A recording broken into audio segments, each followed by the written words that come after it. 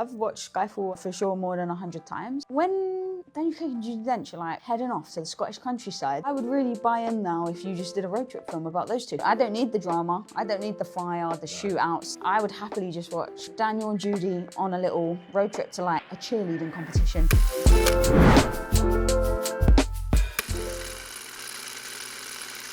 Probably one of the first times my nan took me to the cinema. She was a film watcher, but more like Hallmark Channel, films that made you cry, devastated. But she took me to the cinema once because she wasn't quite sure what to do with me. It was maybe a school holiday or something. And we snuck in as well. It was back in the day when you could. She had no idea what the film was. And I remember sitting down and it was like Lord of the Rings. I was too young, or I was just a really fearful child because I remember like crying. I think it's when Frodo is trying to get away and then I was gonna say the Darth Vaders, but not the Darth Vaders, you know, the hooded.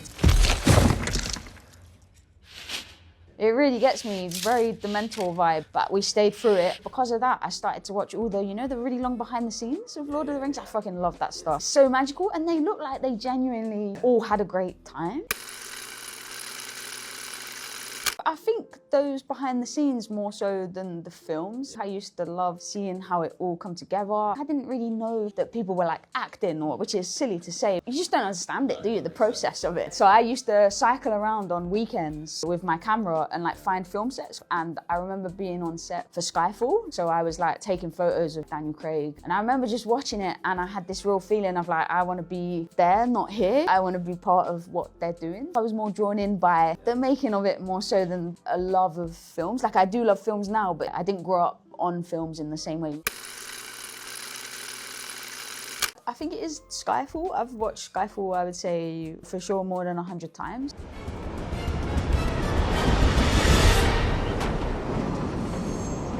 He's keen to get home. And I don't really know what it is. I'll put it on even when I'm doing something like writing in the background. I know all the lines, I know when everything's coming. When Daniel Craig and Judi Dench are like heading off to the Scottish countryside, I'm kind of like, I would really buy in now if you just did a road trip film about those two. You know, Little Miss Sunshine it. I don't need the drama, I don't need the fire, the shootouts. Once they get there, I would happily just watch Daniel and Judi on a little road trip to like a cheerleading competition. It's not very comfortable, is it? Are you going to complain the whole way?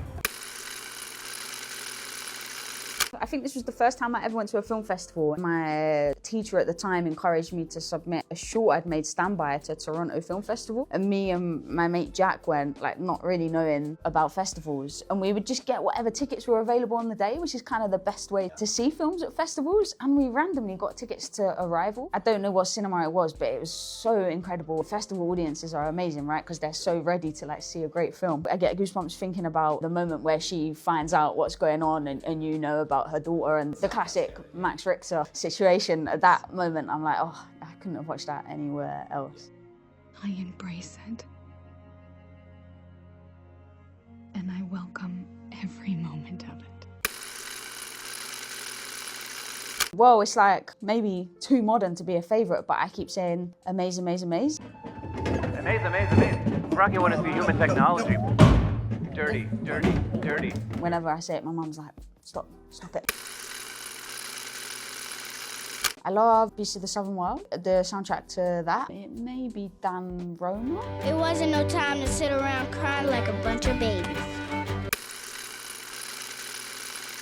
Because I'm mad into it at the minute, obsessive, it may become the new Skyfall. I want Rocky from Hail Mary to be my mum. Super wholesome, can build you things. Hi, Grace. I'd take Harris Dickinson from Scrapper. Can we pick our own written fictional characters? Is that seeming super arrogant? Again with the comparisons. Their garden is beautiful. So is They have ours. yellow, white, purple, pink. How to Have Sex by Molly Manning Walker. The best film, the best human that made it, must be watched.